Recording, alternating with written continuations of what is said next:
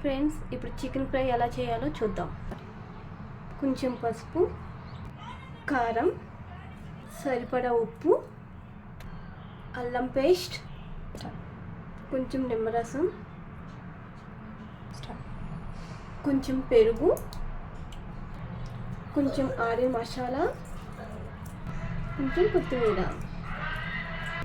ఇప్పుడు మొత్తం మిక్స్ చేసుకోవాలి. ఇలా మిక్స్ చేసుకున్నాక 1 అవర్ పెట్టుకోవాలి. టైం ఉంటే 2 అవర్స్ కూడా పెట్టుకోవచ్చు.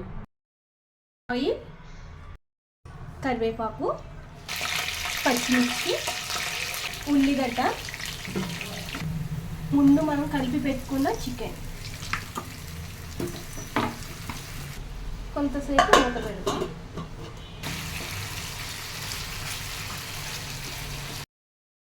మసాలా,